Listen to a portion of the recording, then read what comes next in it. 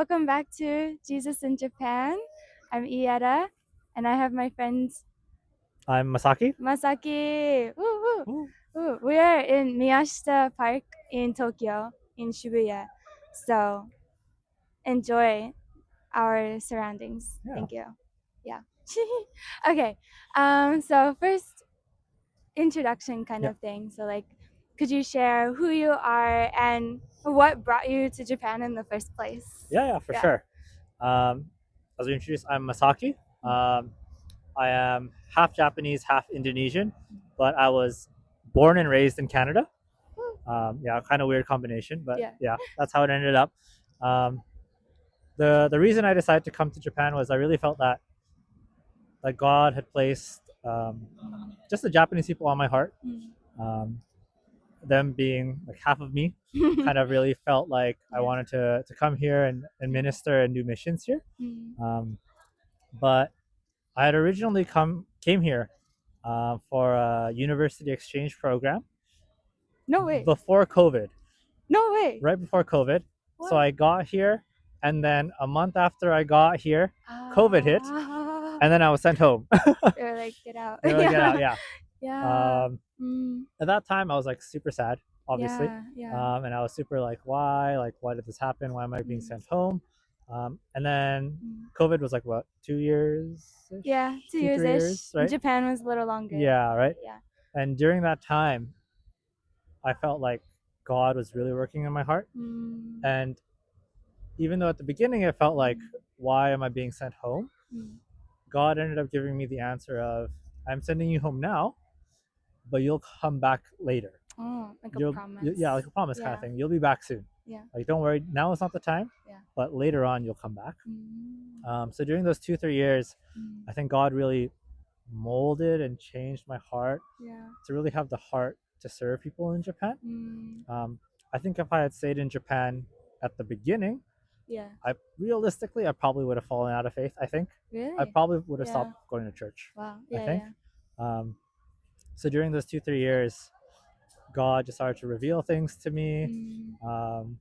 And after I felt like He was calling me to Japan, I started to pray about it, read the Bible, talk to my friends and pastors and stuff about that. And everyone I talked to was like, yeah, you should go. Like, you're pretty Japanese for someone living in Canada who is half Indonesian too. Yeah. Like, I think you fit there better. Yeah.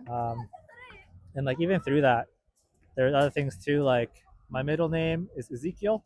And in the book of Ezekiel, he's called to a place where he's familiar with, he understands the language. Right. And I was like, okay, that's okay. Yeah.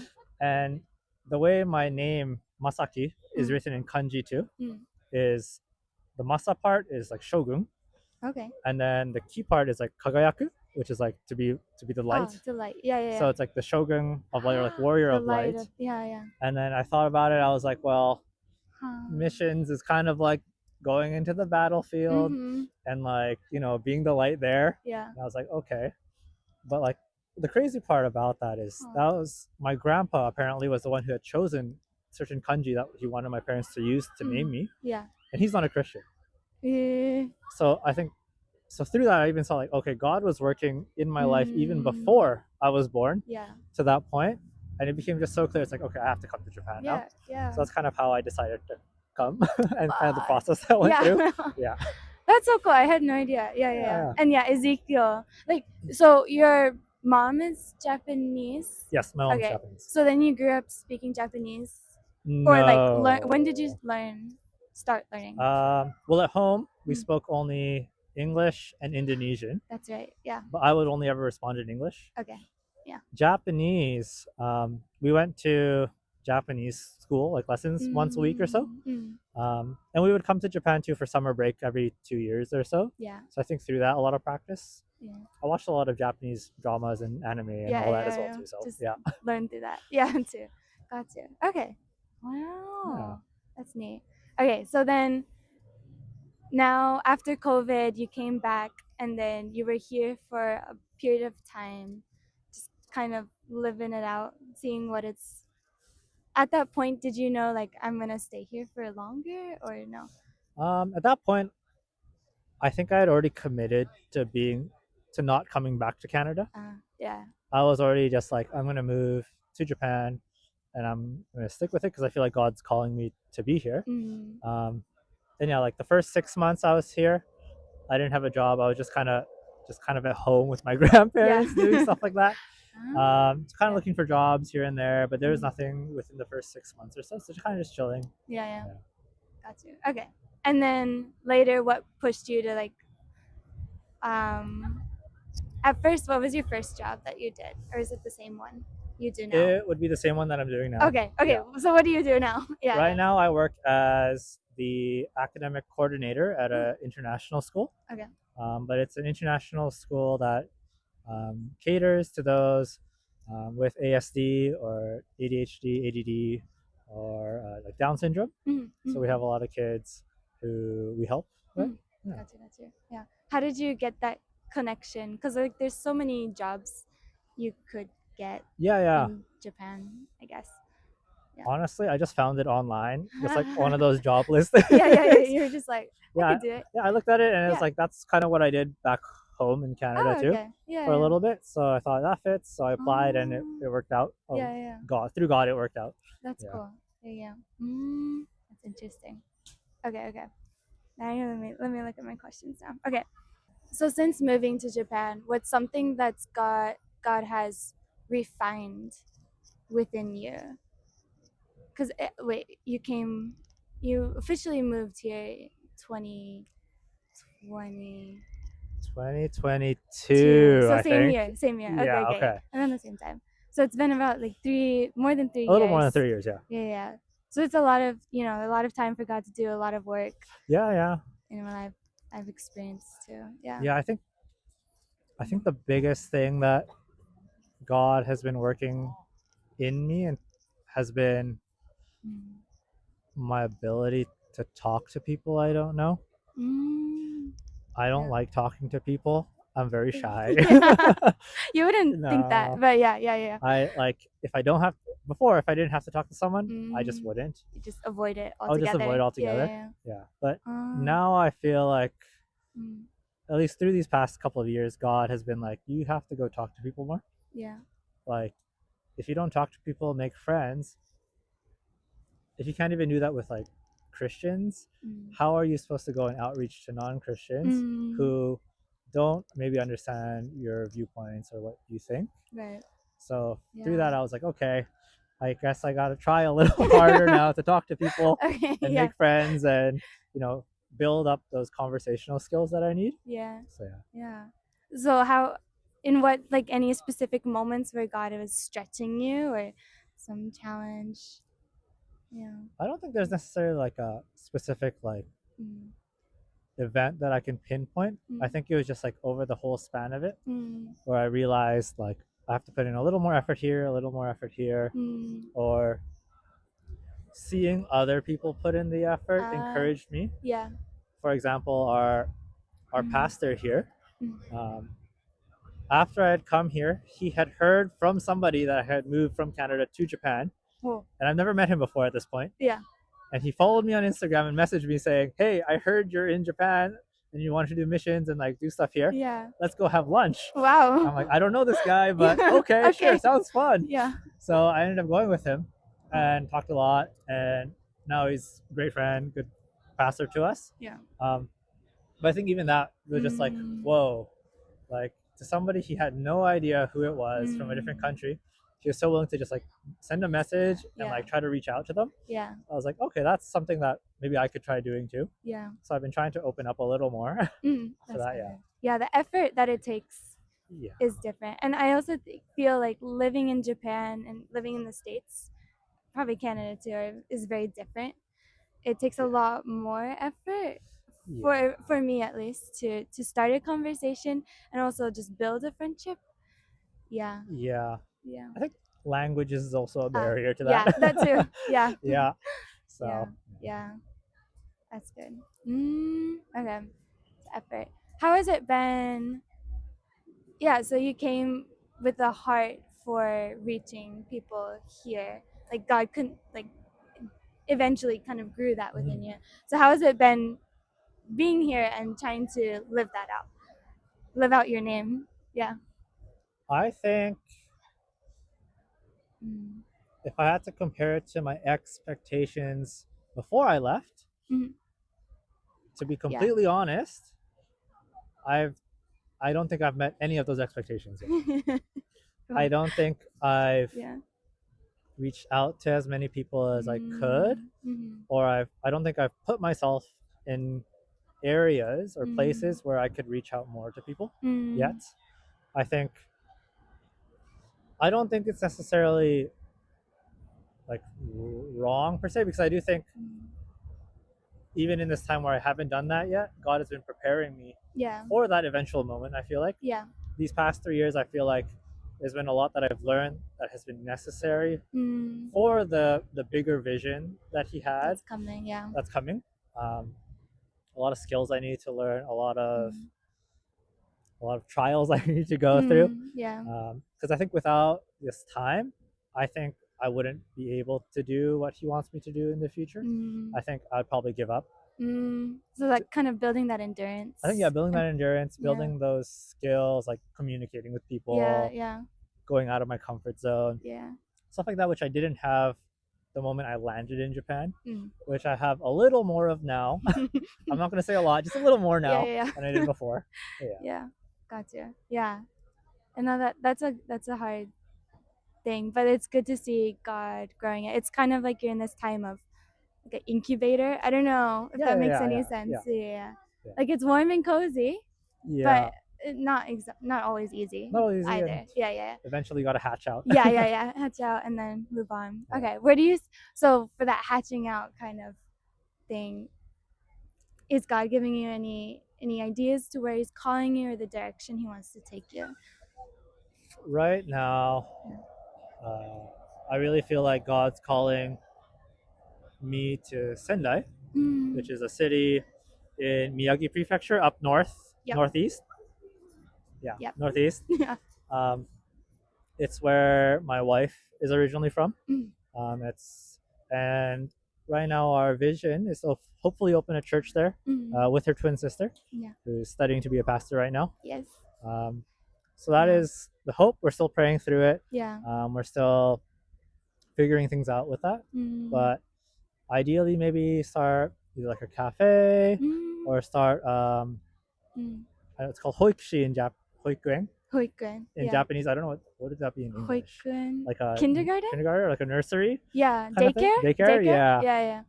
for kids where we can be open about our faith. Right. Even in the cafe, just be open about our faith. Just find places where we can outreach to people or build a place where we can outreach to people. Yeah. Other ideas too, or other things we feel like God has placed in our hearts, or like English school, dance school, stuff like that. Yeah. So we hopefully, God willing, that those things are able to be possible. Yeah. We can do that one day. Yeah. No, that's good. And all of these ways are like the realistic ways of doing missionary work in Japan, kind of what it looks like, is very, yeah, you have to be really creative and also very flexible with the society. Yeah. Are there any like other points that you've noticed doing mission work in Japan? Like, I think that yeah. Japanese people tend to be a little bit on the fence when you come up to them and be like, "Hey, you want to hear about this religion or this thing?" They're kind of like, "I'm sorry, I don't have time right now," and kind of try to scurry away a little bit. They try to cut it off there. Yeah. But I found through other experiences that like presenting it in more creative ways has helped a lot of people be more open and willing to even just listen. Yeah. Just asking different questions and then connecting it to faith. Stuff like that has been really useful. Not just being upfront like Jesus. Yeah. Sometimes that's a little too much to for them. But so yeah, I think it's true. You have to be creative. You have to find different ways, and I think a lot of people here value building connections with them first. Yeah. And once you really get to know them, you can start sharing a little bit about your faith, and they're a little more open to it that way. So I feel like that works a little better. Yeah. That's it depends on your personality and the gifts God has given you and the skills. Yeah. So for me, it's probably the latter. which is building relationships Yeah. slowly. But then I know some other people who are really good at the creative Yeah. things. Like I'm just like it's really good. It's really impressive just to see how God uses each and every one of us. Yeah. Yeah. Yeah. Yeah. See. Okay, so in Sendai, that's a really big calling Yeah. God has for you. And of course you're still like is you might be still questioning some things Yeah. or Yeah. just the timing of it, Yeah. which is normal Yeah. too. What what has been like growing your vision of pushing you towards Sendai? Um, Mm. I think part of it is that's where my wife and her sister are from, Mm. and I think they have a heart for the city. Yeah. Um, I think part of it too is when we went to visit, Mm. Mm. I just really kind of fell in love with the city Yeah. more so than Tokyo. I think What about it? What did you like? it feels more like home to me. Ah. There's more Yeah. nature. There's more. It's still city like, but there's a lot of nature. Yeah. People drive cars more. I Yeah. like driving, so that's for me. It's Check. nicer. Yeah. Same. But I think I find Tokyo a little too busy sometimes. So Sendai was a good pace. Yeah. And I think there are a lot of universities there, a lot of university kids there that Yeah.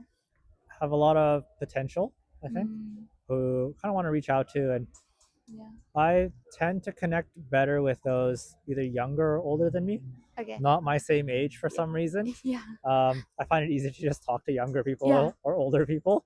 Yeah. So for me too, knowing that there's like a big group of university kids kind of stirs something up in my heart a little bit. Yeah. Yeah. Which would be younger than you. Which would be younger than me, Yeah. yes. Okay. Yeah. Okay. Yeah. Gotcha. Yeah. Yeah. And there's like a whole body, a whole group just waiting to hear Yeah. about Jesus. Yeah. Yeah. Or they don't even know that they're waiting, but they are. True. Yeah. That's true. That's good. Yeah. All right. This is kind of an overall like living in Japan question, and it could be related to work or just all the throes of living in another country. Yeah. But what kinds of like challenges or emotional burdens, if you've had any that have occurred with living in Japan, and how has God helped you process it? Yeah, help process those challenges or emotional burdens. Yeah. Yeah. I think a lot of people talk about this when you move to Japan. I do think loneliness can be a big thing here. Yeah. I think there were definitely times where it felt like there was no one to talk to or no one to reach out to. Obviously, like language was a big thing, but I think what really stood out to me was that I felt like God was kind of saying, like, well, you're not talking to anybody. Like, it's obviously like, what are you gonna do? Yeah. Of course you're gonna be lonely if you're not gonna talk to anybody. So I was like, yeah, that's true. Yeah. So more than like a encouragement, it was more like you gotta get up and start doing things now. Yeah. That was more kind of like a wake up call, I guess you say. Yeah. Where it felt like God was like, one, you're feeling lonely, so you should go talk to people and feel less lonely by connecting and being together with people. But also, like kind of what we were saying earlier, like if you don't learn how to connect with people, how are you gonna outreach to people necessarily? Right. So I think it was kind of a two birds with one stone kind of thing for that part of it. Yeah. I think another challenge, I guess, would be I think finding balance. Finding balance of when to say yes to things and when to say no to things. I think especially because I had a lot of free time when I came here originally, I kind of just said yes to everything just because there's nothing else for me to do. Right. And at that time it was okay, but I think after I got a job and other things started happening, it wasn't sustainable Yeah. to continue to say yes to everything. Yeah. So I had to learn to say no. Mm. And I think it just became really evident as I got more and more tired. Mm. Like body started to like just not feel great. Yeah. Mentally, like everything's just negative. Mm. So it's kind of like, okay, something's got to change, Yeah. right? So prayed about it, talked to people about it. Mm. They're like, I think, yeah, you just need to take a little break and learn how to say no. Yeah. Right. Yeah. Not because you don't necessarily want to go, Right. but because you have to take care of yourself too. You can't serve, you can't do things from a place of emptiness, Mm-hmm. right? You gotta be filled to be Yep. able to To do go out, right? Yeah. And I think one thing that's really been like hitting home for me a lot recently is where our body is the temple, Yeah. where you really have to take care of it because it's like it's a temple, right? Like Yeah. it's something that's It's supposed to be holy. holy, taken Yeah. care of, Yeah. nice and clean, Yeah. right? And that made me think like, okay, I'm not treating my body in that way for sure. Yeah. So there's some things I've got to change. I got to sleep more. I've got to Mhm. take rest when I have to take rest. Mm-hmm. I should eat better. Yep. I don't really do that. I should exercise more. I also don't really do that yet. Those are still things I got to work through. Yeah. But yeah, it's been like pretty constant that your body's a temple reminder Yeah. from God, I feel like. So Yeah. that's something I really have been challenged with and is still challenged with. Mm-hmm. Something I'm still working through. Yeah. No, I was calling my friends back home this morning and Yeah. talking basically about the same thing, and I keep having to remind myself also the same scripture, like body is temple, my body is a temple, because I have not taken care of myself very well either. Like I think with starting work and amongst other many changes in life, it's hard to I work from home, so I don't always go out. Yeah. Quite honestly. Yeah. If I don't have a reason, then I won't go out. Like I have to really need something from the grocery store. And it's not like I don't want to go out, but it's just I don't know. There's just nothing to call me out. Yeah. Unless it's like church, then yeah.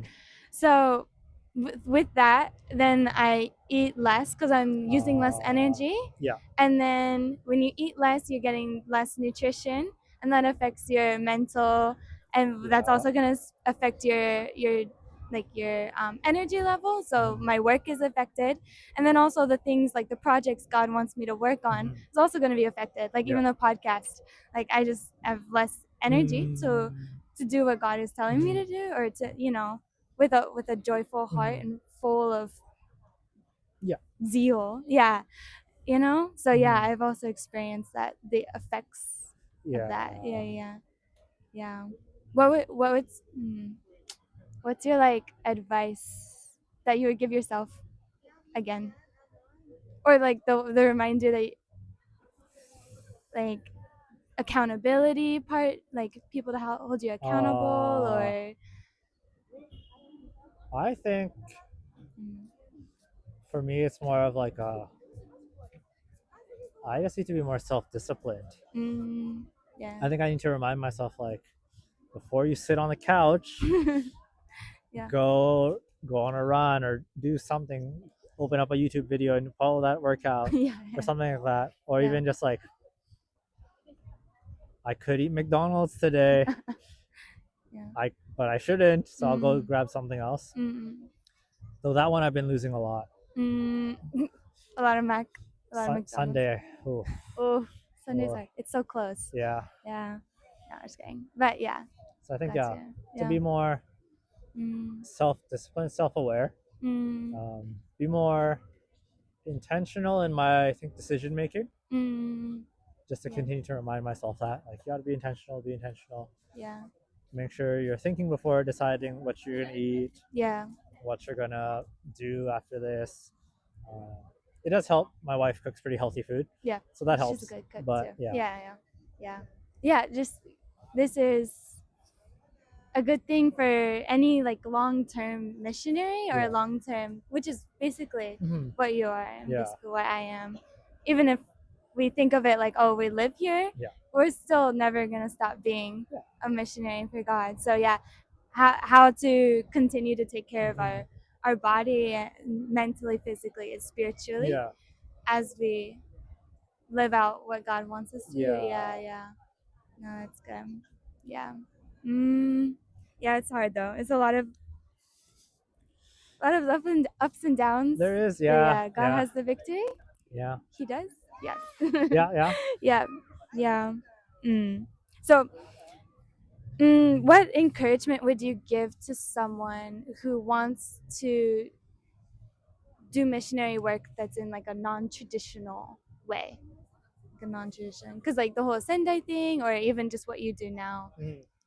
if if you consider your work at the school Yeah. as missionary work, then yeah, Encouragement. encouragement or advice or anything like that.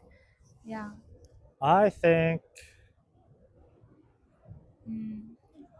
for one, really just surround yourself with people who Mm. understand you. Mm. I Yeah. think when they understand you as a person, when they understand you where you're at, like spiritually, Mm. I think that is Yeah. such an encourager, Yeah. because I think sometimes, especially in like a non-traditional, like a missionary kind of outreach kind of style, Yeah. you don't necessarily have like a blueprint that you can follow, or like a Yeah. roadmap you can follow. Mm. To some degree, it really is just like trusting in God. Yeah. Like if we open this coffee shop, like maybe it goes well, Mm. maybe it doesn't go well, Yeah. like maybe financially it goes so poorly, maybe it goes great, Mm. whatever. But I think that requires such a great amount of trust in God to Mm. take that step. Yeah. So I think it's really important to just surround yourselves with people who understand your vision, Mm. understand Mm. why you're going, Mm. what you're doing, Yeah. so that when things don't go how you expect it to go, Yeah. you have people to talk to who understand Yeah. and who can help you go back on the right track. Because sometimes too, Mm. your expectation is not what God has planned, Yeah. right? So That's true. having people you can trust, having Yeah. people who support you, can Mm. help you also realign yourself back to God's plan, Mm. even though you might feel like, oh, it didn't turn out as well. Yeah. But for God, it might have been like, this is exactly how it was supposed to go. Yeah. But Yeah. sometimes, That's true. if you're on your own, you don't see Mm. that, Mm-hmm. right? You need those reminders from, Yeah. obviously from God, but also from those around you to help you stay on the right track. Yeah. And like others around us can help us get the bigger perspective and vision of what Yeah, God has, because we're very narrow yeah, minded, but yeah, we only see what we see and we feel what we feel mhm, and we hear what we hear from God, but people also hear other things from God yeah, about us, and that can be used as mhm, encouragement or drawing us back to yeah, Him. yeah. Yeah. I think it's such a Yeah. the importance of accountability. Mm-hmm. I think it's, especially if you're coming by yourself, Yeah. right? Like if you're coming from abroad, realistically, you're not going to be contacting the people back home as often as you probably think you would be. Yeah. I definitely don't. I definitely don't either. Sorry, guys. Or as much as you would like to be, even. Yeah. You just feel so. There's Mm. already so much happening in the day. Yeah. You're tired. Yeah. So I think finding Mm. time to really talk to people back home, but also finding that community where God has placed you as well. Mm. That understand your vision, and understand that will really help you be accountable Mm. um, to the things God wants you to do. Yeah. I think it's super important. Yeah. That's good. Yeah. I feel encouraged by that too as well. Yeah. Mm. What was my last? I have one last question, kind of similar. I'm so smooth. I look at my journal. Um, but kind of so this is what you've been learning. What have you been learning about God? Is kind of the question that I want to ask. Oh, And do you need a more specific question, or is that enough? God. Yeah. no, Yeah. I think That's that's good. yeah, Okay. yeah. No, I think Go that's off. good. Yeah, Go off. Yeah. I think the Mm. one thing I've learned about God, Mm. well, I think I've learned a lot about God, but Yeah. like, but I think how how faithful He is. I think Yeah. just how loving, how caring, Mm. and how much He really does take care of us. Mm. Um, I think, at least in my journey here, at least like maybe a year, 2 years ago, maybe. I kind of saw God working like more or less every 3 months in my life. Very kind of like a pattern. Yeah. Where it's like, okay, first 3 months, there's opportunity to volunteer at an English school with the church. Yeah. Yeah. And then 3 months after that, I think it was found the work. And then 3 months after that, there's something else. 3 months after that, something else. Yeah. And it was just like, oh, okay. God has been very faithful. In the moment, I never necessarily saw it. Yeah. But after looking back, I noticed a pattern. Yeah. And I was like, okay, He has been working in my life Consistently. consistently. Yeah. And that was such a cool thing to see. Yeah. Because to be honest, I feel like I see Him working more clearly in my life and in me here in Japan than I ever felt back home in Canada. I think I've also been challenged a lot more here. I think also the devil has been attacking a lot more here. But I've also seen God working way more, or it's been more clear. Yeah. Like my eyes have been kind of opened almost. Yeah. Not just in my life, but in like the lives of all my friends around me and the people around me too. Yeah. So I feel like I really learned how faithful God is and how He will provide. Right?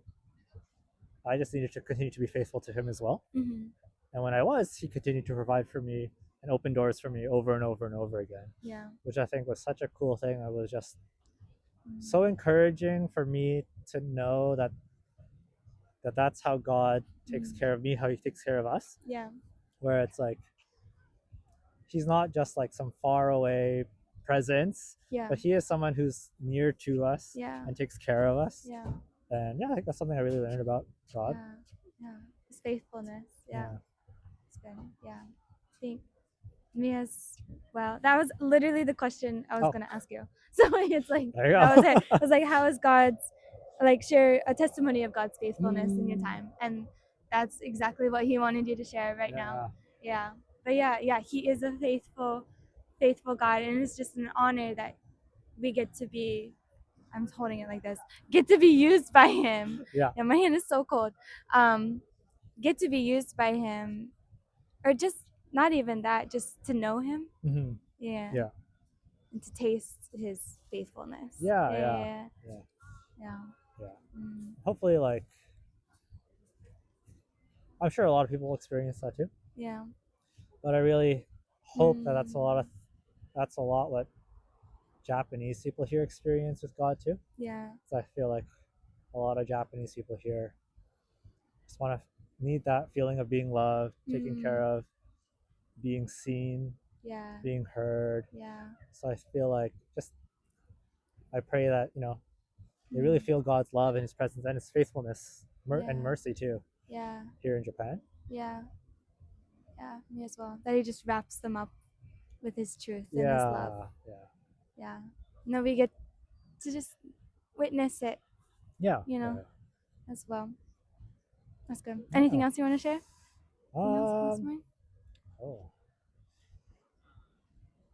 I think being a missionary or thinking about being a missionary is scary. Yes. I think I'm not even. It's super scary thought to like move somewhere else. Yeah. Right. And I think sometimes our view of missions is like going to like a third world country or to other countries, like not necessarily Japan, like a first world country, like a still developing country. Yeah. So I think if God calls you and you really feel like He's calling you and people around you have confirmed it, go. Just do it. Just do it. Yeah. As scary as it is, it's fun. Yeah. It's fun. You meet a lot of people. Sure, there are sad times, but there are plenty of happy times. There's so many people that you get to meet. Like, if I didn't move here, I wouldn't have met Yeta. Yeah. Right? Yeah. Or a lot of different people at church. Your wife. And my wife too, yeah. Yeah. Right? Yeah, people at church, There's a whole lot of experience, a whole lot of things that you can learn from going out. So I think, it's scary, but it's still fun. So yeah. The favor of God's upon us. Yeah. So just say yes. Yeah. That's good. I second that. Yeah. Okay. Thank you so much, Masaki. Oh, thank you for having Thank me. you for, yeah. Thank you. And Yeah, we'll see you next time, or I'll see you next time. Maybe you'll see Masaki maybe. again. Who knows? You never know. Yeah. Any updates? Okay. Bye Bye. bye.